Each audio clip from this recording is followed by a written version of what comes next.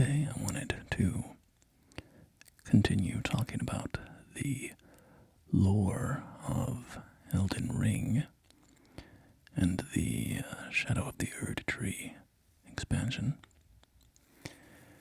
And I wanted to talk about Midra specifically. One of the bosses that you encounter in the DLC is a character called Midra.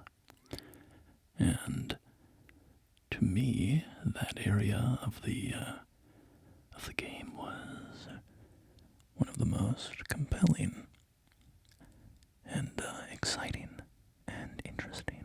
So I wanted to talk about the lore, and the plan is to go through all of the relevant item descriptions, read all of the items and their descriptions to give you the evidence presented in the game.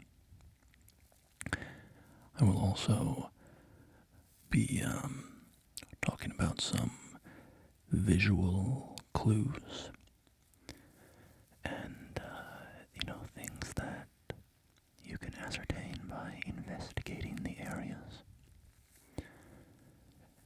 And all in all, there's not a ton of direct evidence around this character and this story. So there's going to be a lot of gaps and a lot of blank spaces to be filled in by connecting the dots.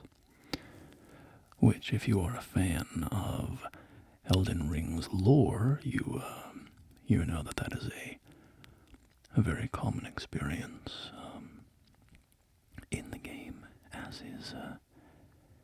it is a common experience in all of From Software's games.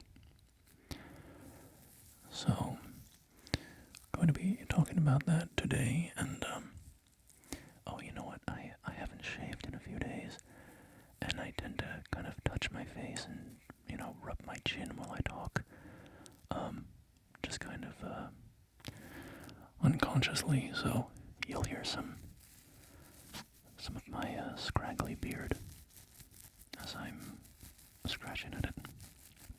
I hope that's not bothersome to you. I kind of do it without thinking, so it would be hard to avoid it. Alright, so without further ado, let's jump in to the lore of Midra. So, Midra is found in a sort of isolated area of the realm of shadow, and it's kind of a self-contained little area. And so to reach it, you have to go through this long, circuitous route, and eventually you come to the end of a catacomb and emerge into a lightless forest called the Abyssal Woods. And it is guarded by a boss called Jory. The boss is called Jory, Elder Inquisitor. And just as a bit of context, there's a people who live in the area of the DLC called the Horn Scent. The Horn Scent people. And they're not the topic of this video, but they are relevant, so just as a bit of context, they have inquisitors. Well, not so much anymore because their people has largely been destroyed, but you still find inquisitors, especially in the Tower of Enir Ilim, where many Hornsent can be found. And the Hornsent Inquisitors are rather infamous for being cruel relish the use of torture. It's kind of sanitized by the use of the words coercive questioning. It's often referred to in the game as coercive questioning, but kind of implying them as being, users of torture. So we don't need to know a ton about them, but they will appear in the story, so just understand that the Hornsent Inquisition is an entity that kind of enforces certain laws or rules or punishes wrongdoers in the in Hornsent society. So you find Jory, an Elder Inquisitor, guarding the Abyssal Woods, and Jory introduces us to an ability to summon allies, but they're kind of spectral versions of themselves. They're not real, and we'll see that a little bit later. So you defeat Jory, and you cross beyond, and you find warnings. These markers on the ground have words on them, and this is what they say. It awaits inside. Turn back while you are yet able. And then as you progress further into the woods, there are more warnings that say, don't let it see you. Once you are seen, there is no escape. It cannot even be touched. And there's one more set that read, hide yourself, make not a sound, quietly await your chance. Combat is not an option. Crouch in the undergrowth. So, you get a sort of ominous sense of the area right off the bat from those messages. And they are referring to some dangerous creature that we will meet shortly.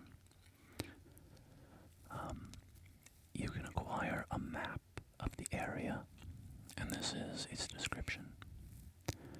Map Abyss. Map of the Abyss at the east of the gravesite plain. A thick forest sprawls at the depths of the ravine that is untouched even by sunlight, known as the Sanctum of Sage Midra, and is a region forbidden by the Hornsent.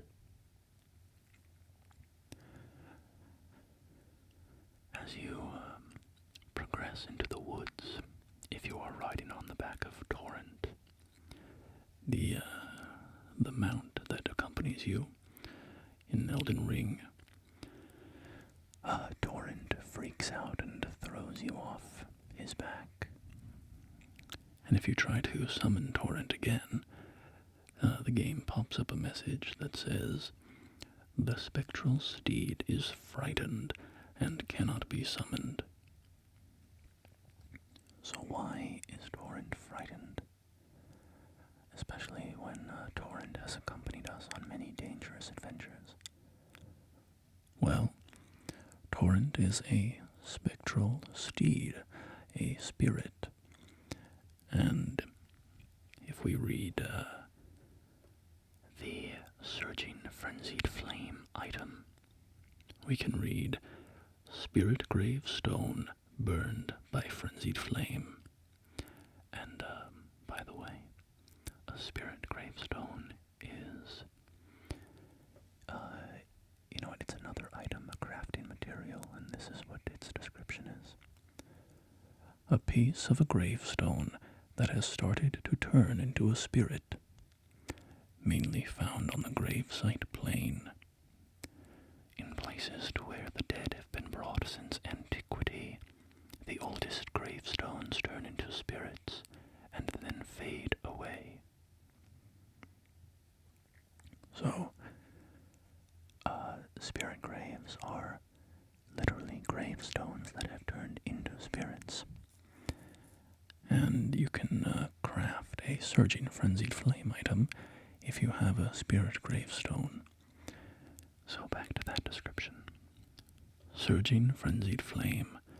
Spirit gravestone burned by frenzied flame. Craftable item. Uses FP to place a stone on the ground where it spews frenzied flames. Spirits are eternal, and yet frenzied flame melts them away regardless.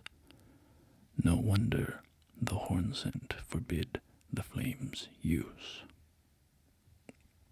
So, this explains why Torrent is afraid and will not be summoned in the Abyssal Woods.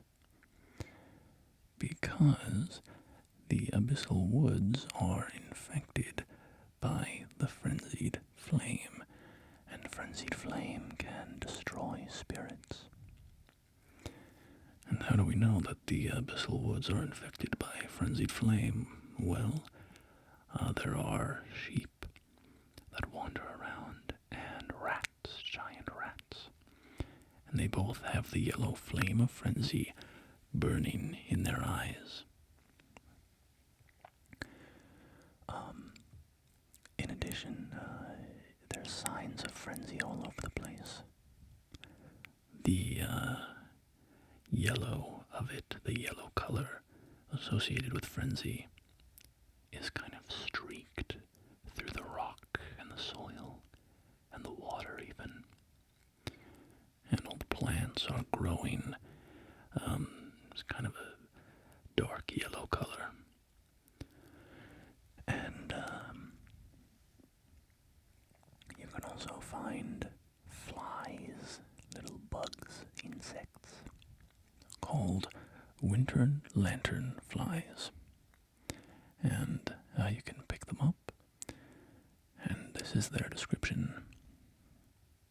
Winged insect carrying a dangling frenzied flame grape, material used for crafting items. Flies lazily around the abyssal forest, said to be heralds of the aging untouchable. On seeing these, the wise know to stay well clear of that place. So what are the aging untouchables? We will find out soon enough. Some other items to set the scene is the Mad Craftsman's Cookbook. A record of crafting techniques left by a craftsman who served Midra, master of the Manse, and Nanaya, its lady. His eyes were burned by the flame of frenzy. And one of the recipes that you can learn from these cookbooks is the hefty frenzied flame pot. Craftable item prepared using a capacious cracked pot. A goodly amount of materials is sealed inside. Throw at enemies to cause a large buildup of madness.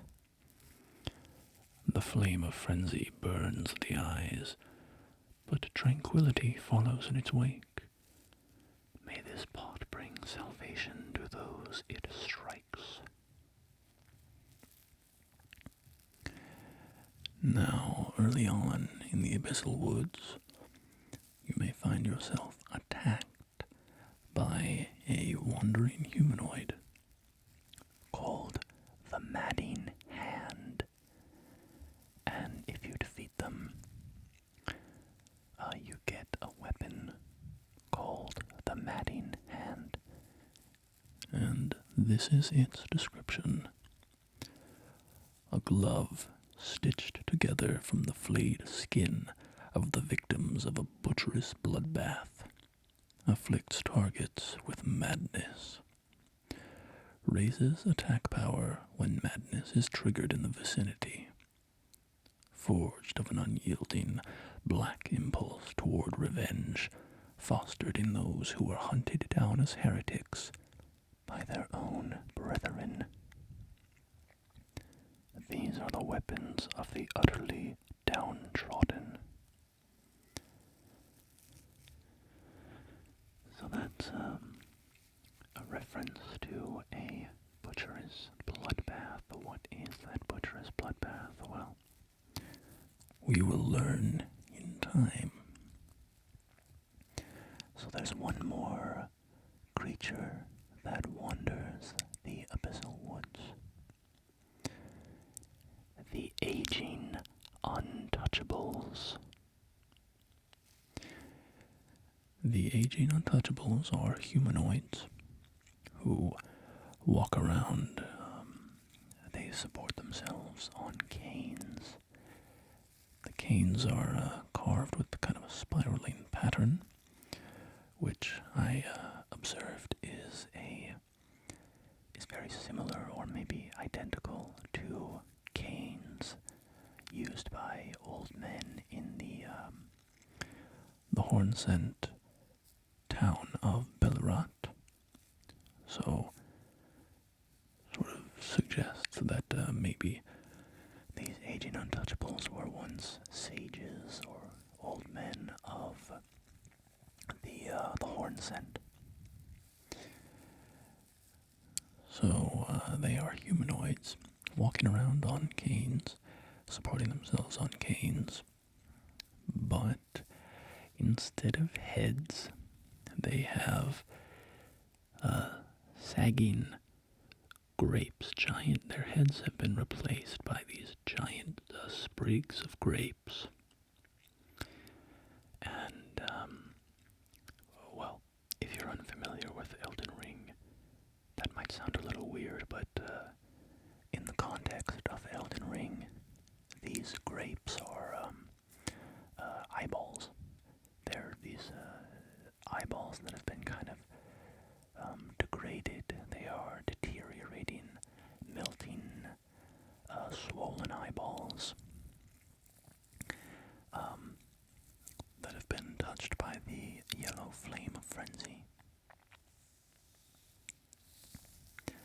And, by the way, the flame of frenzy is a condition in Elden Ring, and I won't dive into that too much right now. You could learn a whole lot about the flame of frenzy on its own, but for our purposes here today, the flame of frenzy is a sort of entity or god that wants to. You can imagine the world of Elden Ring coming from a big bang, like our universe is theorized to have come from a big bang. And that's sort of how I like to think of the world of Elden Ring, coming from this one unified thing that once existed, and then it banged, it exploded, and everything was kind of created. And the frenzied flame wants to melt away all the division that came from that big bang and return everything to that one unified single existence. I also have a mug of tea here, so I'm going to take a sip.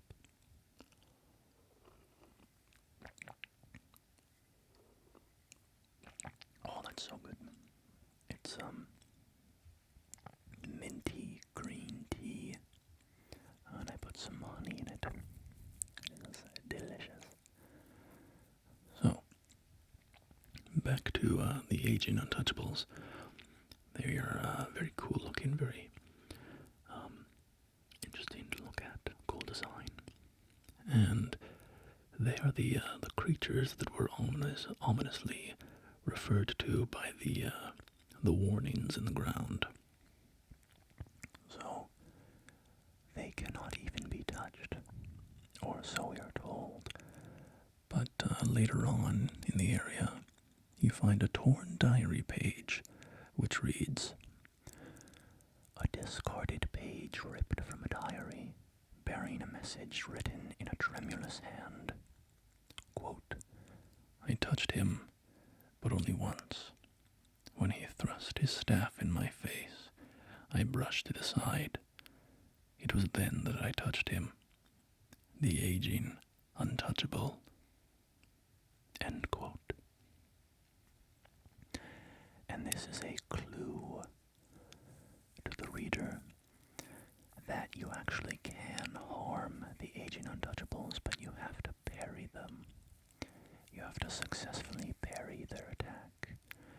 And then they are made vulnerable to a counterattack. So, if you defeat an Aging Untouchable in this way, they drop one of two items. Most of them drop a swollen grape, which is an item that reads as follows: "An eyeball of the frenzied flame that has swollen from within. Material used for crafting items, exceedingly rare to find, marked with fingerprint burns, proof of having been touched directly by the Three Fingers embrace." So that's quite interesting, isn't it? That would seem to suggest that the Aging Untouchables were touched directly by the Three Fingers. And just as a little more context, in case you're unfamiliar with the Three Fingers, they are basically an envoy of the Flame of Frenzy. Or a sort of a physical incarnation of the frenzied flame in the world of the Lands Between. The other item that one of the Aging Untouchables drops is a talisman called Aged One's Exaltation Talisman. And its description is a talisman depicting the exaltation of the Aging Untouchable, whose head resembles a sprig of ripe grapes. Raises attack power when madness is triggered in the vicinity.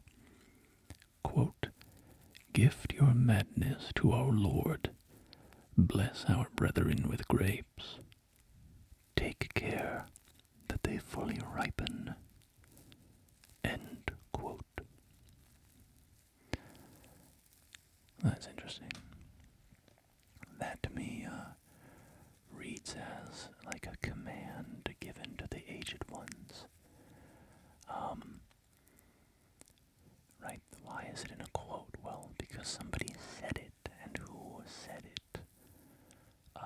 My feeling is it was probably the Three Fingers, which is totally that's just a speculation from me, but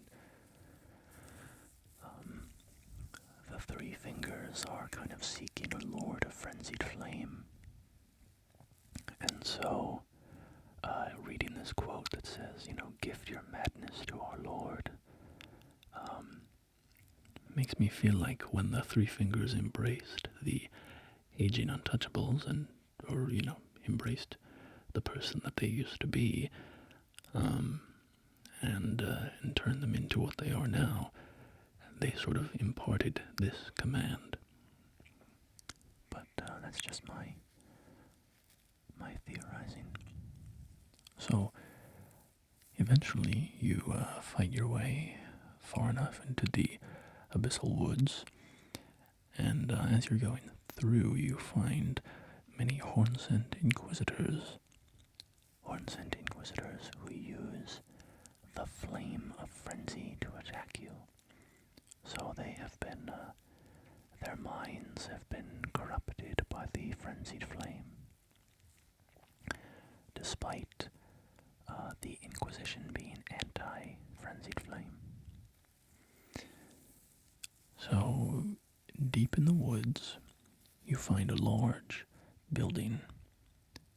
And this is the Manse of Sage Midra, the home of Sage Midra. And out in front of the manse, There is a line of people who are decapitated, kneeling on the ground. and in each of their neck stumps, there is a golden barb emerging. And this golden barb, to me, is reminiscent of the golden barbs of the Inquisition. So, I will read you the barbed staff spear description.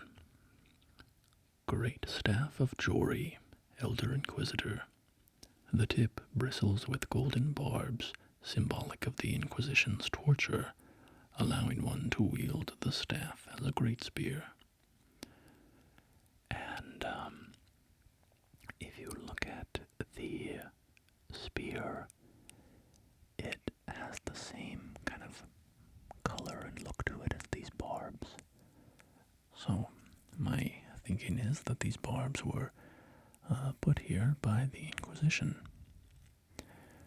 Which makes it seem like maybe the Inquisitors in the woods once came to this house and did something violent to the people here. So anyway, you walk inside, push your way through the front door, and a voice calls out to you. It says, Leave now. Come no closer. No closer, I say. The madness wells. And it's kind of spooky. So in the entry hall, you find a door to the west wing of the manse, but it is locked. And on the opposite wall, there is a painting that shows the manse, but in a very different state. Whereas the manse now is broken down, crumbling, and in a terrifying dark forest, the manse in the painting is Well lit. There's fields of grass and flowers. It's like butterflies in the air. It looks like a very cheerful, happy place. Very different than it is now. And also in the entry hall is a spirit that you can talk to. And the spirit says, I welcome you, O uninvited guest, but must I warn, as you venture in, heed the words of our great master Midra. Quote, approach not the madness, lest ye succumb. End quote. So, It doesn't seem that there's anywhere for you to go in the entry hall. but you can discover that the painting is illusory, And you can pass through it.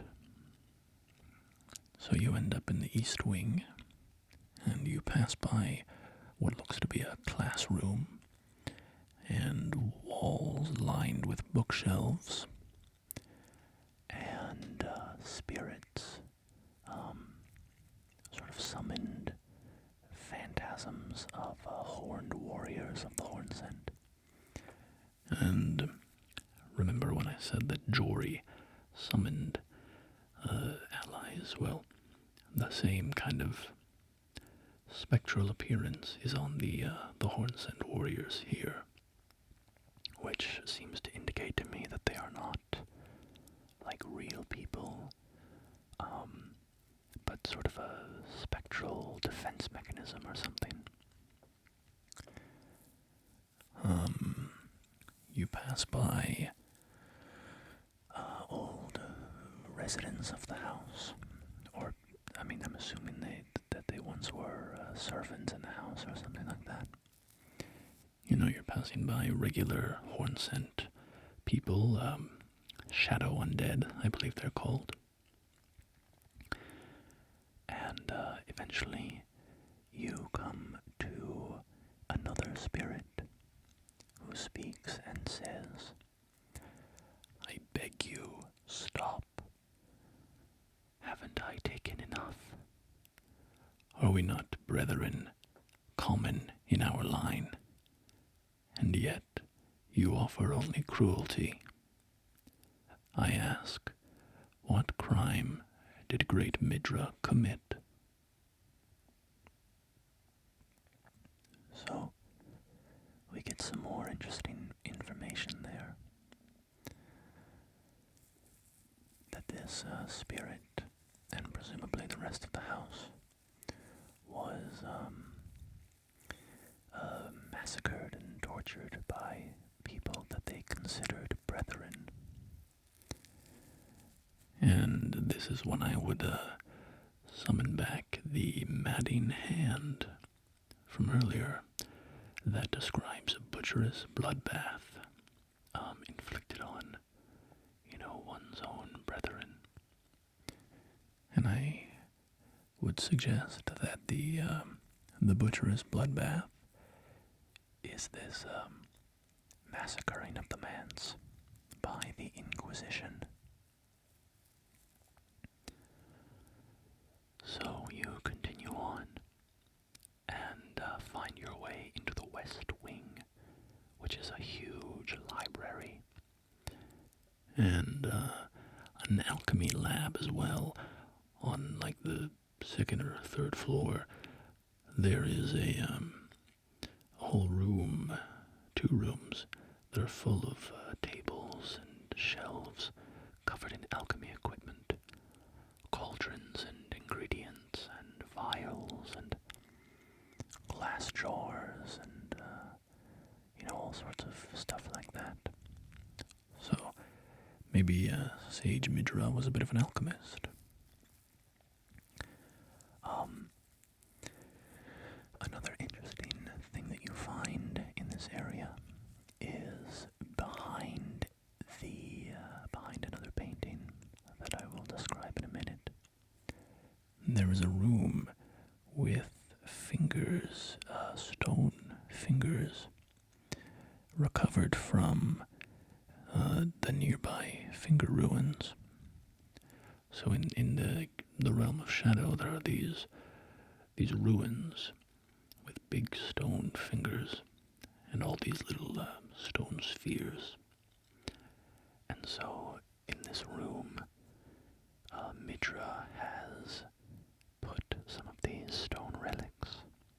And they seem to be a secret or contraband almost, because not only are they covered by tarps, but they are hidden behind a portrait in a secret room.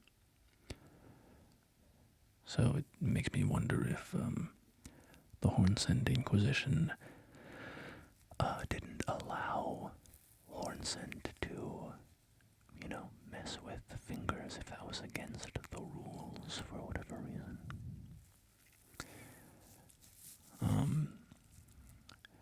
You also find inquisitors in this large library, and unlike the inquisitors outside of the Manse, these inquisitors show no sign of being infected by the Flame of Frenzy. They do not use Flame of Frenzy spells against you. And, again, they were also locked in the West Wing. The door was locked.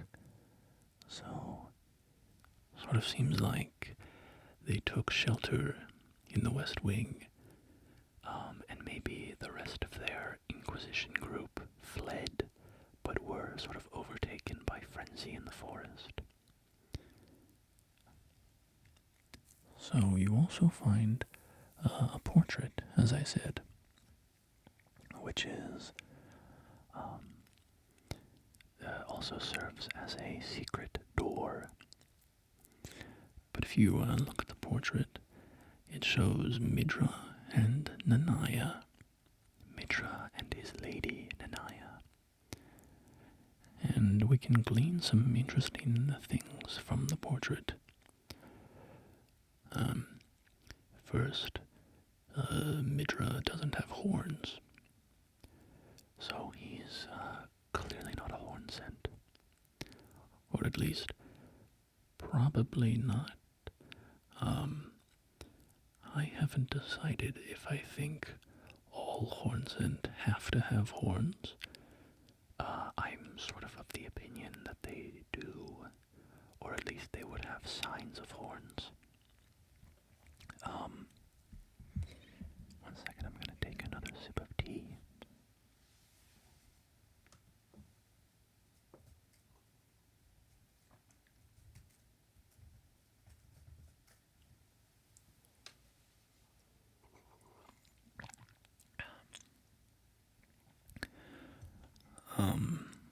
Because all the horn scent that we encounter throughout the game, the horn scent inquisitors and the horned warriors and stuff, they all seem to have horns. Although, I mean, if you really want to get kind of nitty-gritty with it, the horned warriors are wearing helmets with horns, and it would be kind of weird to have a helmet on your head if you had horns coming out of your head. The helmet probably wouldn't fit. But I might be getting a little too, in the weeds with that. You also have horn scent humanoid NPCs. Or rather, horn scent that use the player model. Like our player character, they are designed from the same model that our player character uses. Such as the horn scent NPC who is following Mikola, and the potentates of Bonnie Village. And these characters do not have horns on their heads, but you can watch a Zully the Witch video, who's a great Souls YouTuber, Zully the Witch, where she takes their masks off, and that's how you know that they don't have horns on their head. But it seems like it might just be a limitation of the player model. And also, if you look at the head wrap that they wear, their caterpillar mask, it seems to have horns emerging from it. So it seems like it's meant to indicate that those are the horns of the horn scent, right? The only other weird example would be the Matting Hand NPC, because he doesn't have horns, and he's not wearing a helmet or anything, so we see his bare head, and he clearly doesn't have horns. So, again, this is getting very in the weeds, right? But I don't know for sure if horn scent have to have horns or not. But regardless, Midra, I don't think has horns, or I don't think he's a horn scent. because he doesn't have horns, his accent doesn't match the accent of the horn scent Grand Dam or the horn scent NPC. So it just doesn't seem like a match. Anyway, that was a bit of a tangent. Midra also has a brooch on his robe at his neck. And this symbol is interesting to me. I don't know what it is, but it also appears in other places in the Manse. You can find it on painting frames. Every painting frame in the house has this symbol on it. I wonder if it's a clue to his origin or something. So, I have no idea what the symbol is, what it means, where it's from. There might not be an answer that we can ascertain from the game.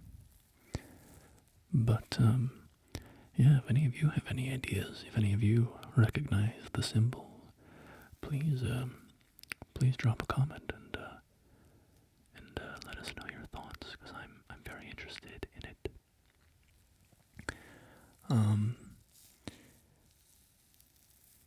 Nanaya, on the other hand, we don't see her head, so we can't tell if she has horns, but she is dressed up in a very similar manner to the horn-sent Grand Dame from Bellerat. So she seems like she's probably a horn-sent. The other sort of major revelation or piece of evidence, it's not confirmed, but Nanaya is resting her hand right on her belly, and it really gives off, pregnant woman vibes. So it seems to suggest that she was pregnant at the time that this portrait was painted.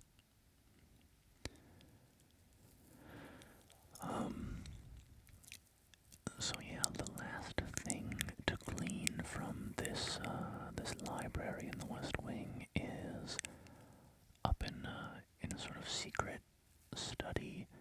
You can find Nanaya's corpse. Her corpse is sitting in a chair.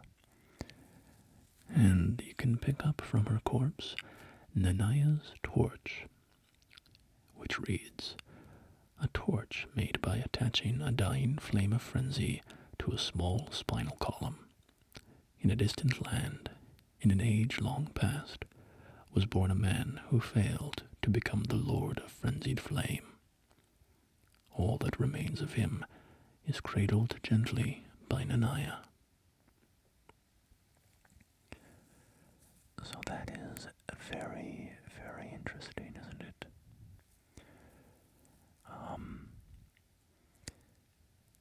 A torch made by attaching a dying flame of frenzy to a small spinal column. So by attaching those two things together seems to suggest that they came from, different sources so that they could be attached. And the dying flame of frenzy, I would think, is the man who failed to become the lord of frenzied flame. But then where did the spinal column come from? Well, this is rather grim, but I think it's the spine of their child. If Nanaya was pregnant, like it seemed in the portrait. All right. I had to go attend to something, so I don't know exactly where I left off. I know that we were discussing Nanaya's torch, and my belief that the spinal column it is created from comes from the child of Midra and Nanaya. To just summarize the evidence for that, Nanaya, in the description it says that Nanaya is cradling the torch gently, which is, motherly thing to do. It describes the spinal column as small. It calls it out as small specifically. As perhaps that of a child. In the portrait of Nanaya, she has a hand over her belly, perhaps suggesting pregnancy.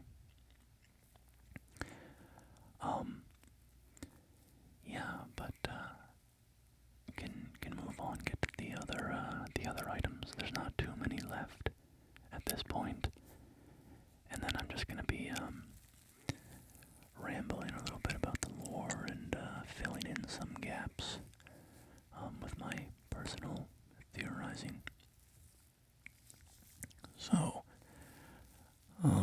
after you move through the West Wing, you arrive at the discussion chamber. And we know it's called the discussion chamber because the site of grace that appears there is labeled discussion chamber. And in the discussion chamber, we find Midra himself. And he is in a very bad state. He has a large spear thrust downward through his skull. And it's kind of emerging from his, from below his sternum, sort of, like the xiphoid process of the rib cage, that sort of area, if I remember correctly. And it has barbs emerging from it, these really long, painful barbs sticking out.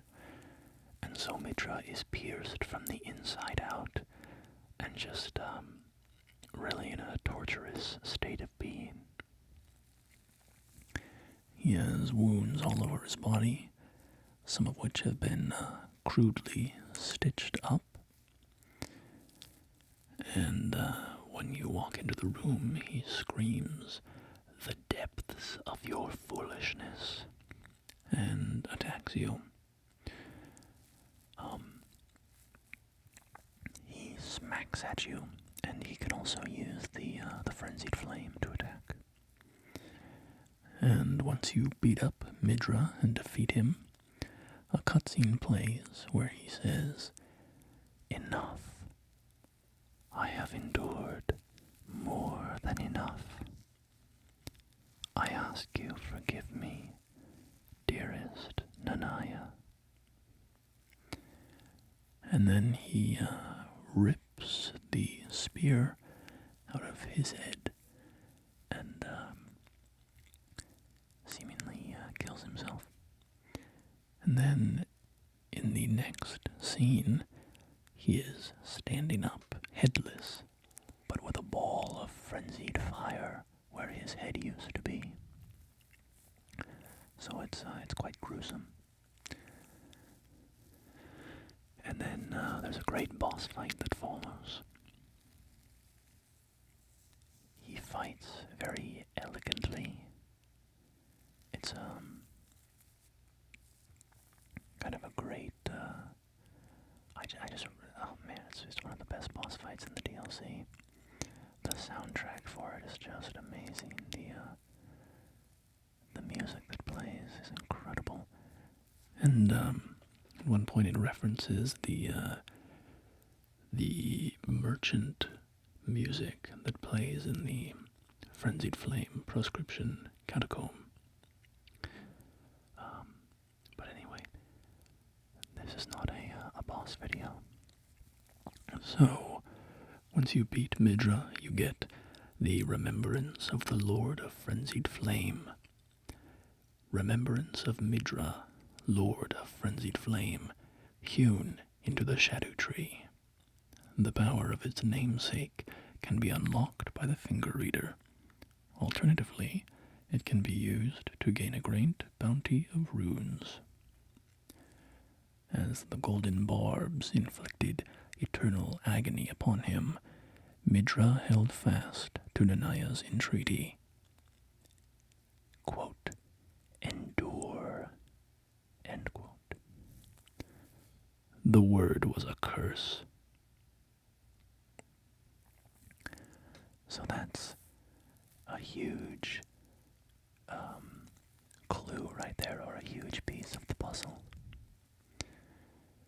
That Midra was enduring his torment On Nanaya's entreaty, on her, she begged him to endure.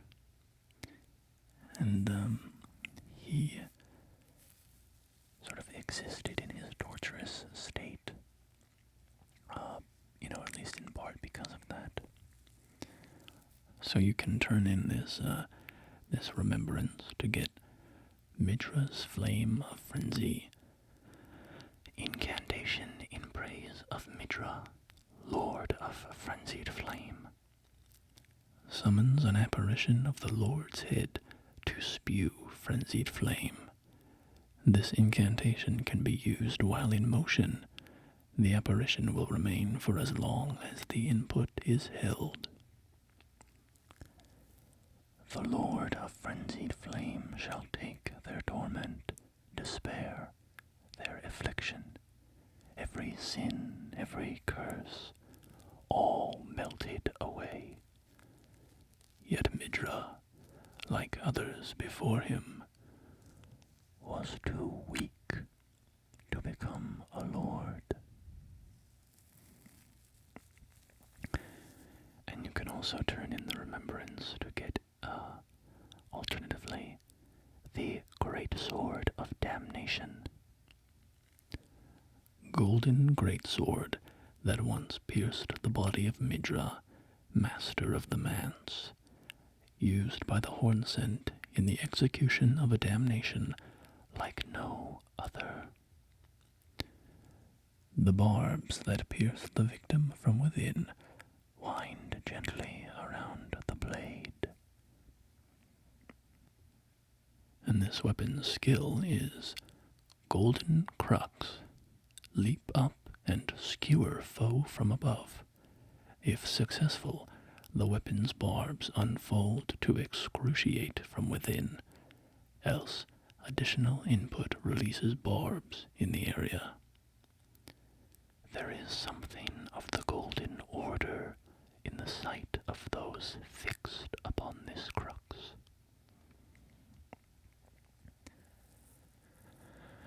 That's pretty interesting, isn't it? Maybe suggesting that Queen Merica, in her formation of the Golden Order, took some inspiration from the work of the Hornsent Inquisition. So, that about covers all the items that are relevant to this topic. Of course, you could always dive into all the old Frenzied Flame items from the base game. And I think those would give some additional insight a little more broadly. But for the purposes of this discussion, I think this is about all that we have for the story of Midra. So, because there's not a ton there, I think I'll talk for a bit about the lore and just draw some connections. So, I know I speculated a little bit throughout the video, and hopefully I made it clear when I was, mentioning my own speculation, but from here on out, this is all just going to be my spitballing, so. One thing that I think is a pretty well-supported claim is I believe that Midra summoned the three fingers into his manse. I believe that the discussion chamber served as a sort of summoning room for the three fingers. Because the floor of the room is covered in fingerprint burns. Burn marks on the ground in the shape of fingerprints. And we know that that fingerprints are how the three fingers communicate. The fingers, the two fingers, when we see the finger reader and the two fingers that the round table hold, the finger reader interprets the fingers by their movements.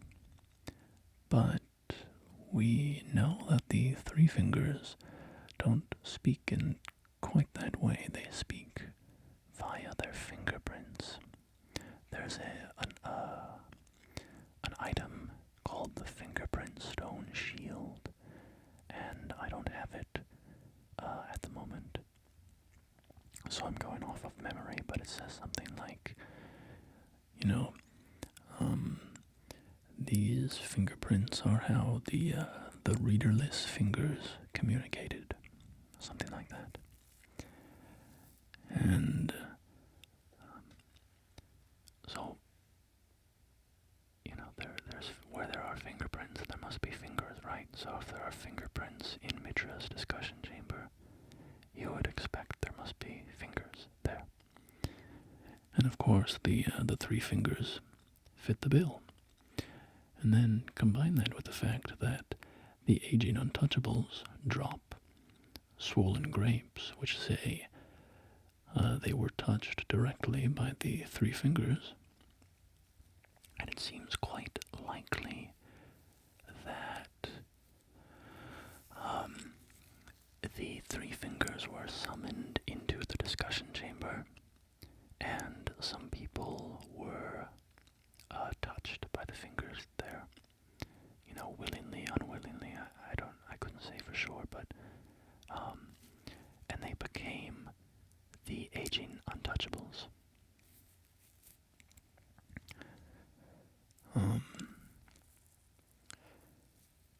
And why would that happen? Well, my kind of overarching theory for the story of Midra and Nanaya is that their child passed away, shortly after birth, and they delved into the Frenzied Flame to try to bring their child back to life. I already talked about how I think that the Nanaya's torch item is made from the spine of their child. It's all twisted. The spine is very unhealthy looking. It's very twisted. Kind of looks like, a scoliosis spine. And there's also an item in the DLC called the Horned Bairn, which is A doll of a Tanglehorn Bairn. And it says, tangled horns are a symbol of spirituality, but most young-born bearing the oversized horns meet a frightfully early demise. So, I could imagine Midra and Nanaya had a child, but it was born a Tanglehorn Bairn, and its body just wasn't fit for life, and so it passed away. And that to me seems like a very powerful motivation for delving into something as forbidden and frightening as the Frenzied Flame. And what purpose could that have, or to what end? Why would they think that it could bring their child back? Well, we learn from the Finger Maiden Hyetta that, the one great that I talked about earlier in the video, the one great, the unity before the Big Bang. The Frenzied Flame is trying to get back to that. And, I could imagine someone who is desperate to see their lost loved one again could see that and think, okay, if my child was taken by the flame, then they could be, they still exist in that one grate that the flame is trying to rebuild, right? And so, if we have some control over the fire, you could theoretically reach into the one grate and pull the child back. So that's totally just my, crackpot theory. And so I think that that's why you get Nanaya's torch. I think that was their first venture into the frenzied fire. They found this feeble, failed lord, and they went and they recovered its fire, and they attached it to the spine of their child, hoping to bring their child back, and it didn't work. And so Midra had to kick it up a notch, and that's when he summoned the Three Fingers and set about trying to become the Lord of Frenzied Flame, perhaps believing that if he could become the Lord of Frenzied Flame, then he would have the capabilities to bring his child back. So, I think there's no fingerprint burns on Midra. So my thinking is that he was, and this is kind of gross, but that he was eating the swollen grapes produced by the Aging Untouchables. Because in the Aging Untouchable talisman it says, gift your madness to our Lord, which to me seems like, you have to shepherd Midra into his lordship.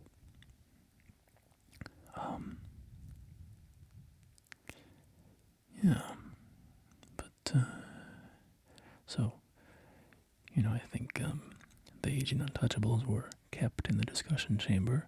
There's straw all over the floor, like it was keeping animals in there. And I could imagine if the Aging Untouchables were being kept in there like animals, you scatter straw over the floor to soak up their waste. But there's also the quote where Midra says, "Approach not the madness, lest he succumb." The quote is passed on to us by the spirit in the entry hall. It could be that quote was directed to Midra's servants. He was speaking to his servants when he said that. And he said, we've got these Aging Untouchables in the discussion chamber. The discussion chamber is now off limits. Nobody's allowed to go in there. I.e., approach not the madness, lest he succumb, right? And then you have the torn diary page that talks about, I touched one of them. Perhaps a servant that got too close walked into the discussion chamber when they shouldn't have.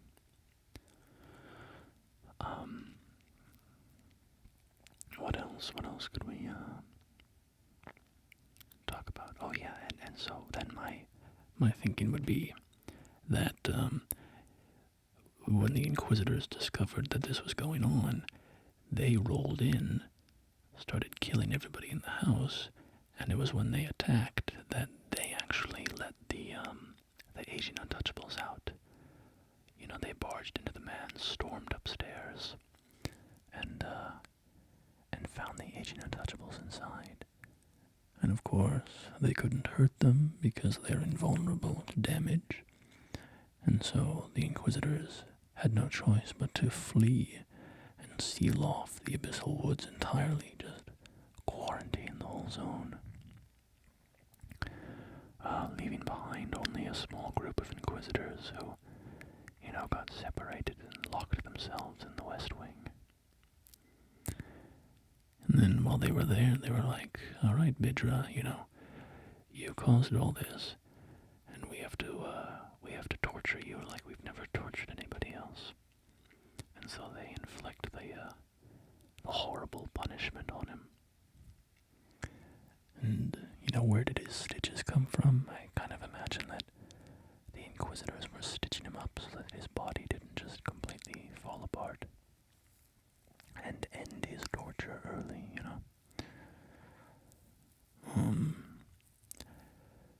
But yeah, I'm totally, all of this is, speculation. So, there is one major, I guess, contention I've seen online, which is that Nanaya was, oh, and I guess, well, no, I'll stay on this topic, and feed back into it, so. I see some people online say that Nanaya is a maiden of the three fingers, that she sort of tricked Midra, or that Midra was kind of a cultist of the Frenzied Flame, that they were pro-Frenzied Flame, and that they were, Nanaya's entreaty to him to endure was meant to make him suffer more and more and more and more, so that he would eventually summon the Flame of Frenzy, more powerfully, I guess. I don't buy this. For a kind of a variety of reasons. One is just, frankly, I just think it's more of a compelling story if it's a tragedy like this. You know, it's a tragedy of a husband and a wife who tried to save their child, and they delved into something horrible that they didn't understand to do it, and by the time that they realized, you know, how deep in it they were, it was too late to pull back. And so Midra was infected with the Frenzied Flame. He was, you know, a proper vessel for the Lord of Frenzied Flame after eating all the swollen grapes and whatever. And all that he had to do was die. Which is, you know, another thing I think about the Frenzied Flame, which is that it kind of needs people to die to then use them as a suitable vessel. So, like, in the main campaign, if you end the game as the Lord of Frenzied Flame, right before you touch the Statue of America, your character falls down dead. And then, of course, there's Yura, I think his name is, the Dragon Hunter guy, and he has to die before he can become a vessel for Shabriri. And then there's Irina, who has to die before she can become a vessel for Hayeta. So I'm rambling, but all that is to say that I think Midra needed to die to become the Lord. And so Nanaya's entreaty to him was endure, because they didn't want him to become a lord at that point. They had realized what they had done, you know, that they had toyed with the Frenzied Flame, and that they couldn't control it. And so they didn't want Midra to become a lord, but if he died, he would become a lord. And so she tells him, endure the tortures, right? Don't die, don't give in to the Frenzied Flame, don't give up on life. And he does endure for a very long time, and it's, you know, I see it as very heroic. But there are, you know, people out there who see it as like, they're basically villains for the Frenzied Flame, or at least Nanaya is, but I don't really see it that way. You know, I think it would be weird for Nanaya to be a Frenzied Flame maiden. For one thing, based on my theory that they had a child, the Frenzied Flame is like anti-birth, so it just doesn't kind of comport in my mind that a servant of the Frenzied Flame could even give birth. When you find her dead, she looks very peaceful. Her body is just kind of slumped in a chair. Whereas Hayeta, as a Frenzied Flame maiden, she burns up, her whole body burns up. And then, you know, other people who die with the Frenzied Flame or whatever, their bodies, they clasp their eyes and kind of fall to the ground. Like in the Frenzied Flame prescription with all the merchants. So, I don't know, the death pose of Nanaya just doesn't seem very frenzy-oriented to me.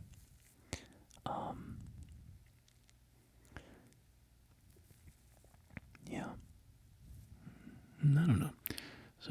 none of that is inarguable, right?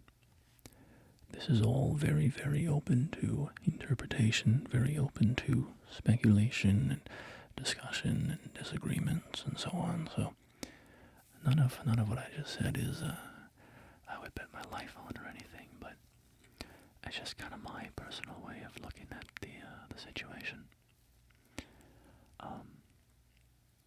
But yeah, I think that about covers all that I have to say about this topic. The story of Midra in this area of the DLC was one of my favorites, so I knew that I had to make a video about it at some point. So, yeah, I hope you enjoyed learning a little bit about Midra, the Lord of Frenzied Flame. You should go listen to his OST if you haven't. It is really phenomenal, really something special. I think one of my favorite in the DLC, well, definitely one of my favorite. Hard to pick a favorite. You know who has an incredible one is Romina. Romina for kind of, I think Romina didn't get quite enough love, to be honest. I think she should have had an area that kind of built her up a little bit more. She should have at least had a cutscene, because her design is so cool, her boss fights, pretty fun, and her OST is just amazing.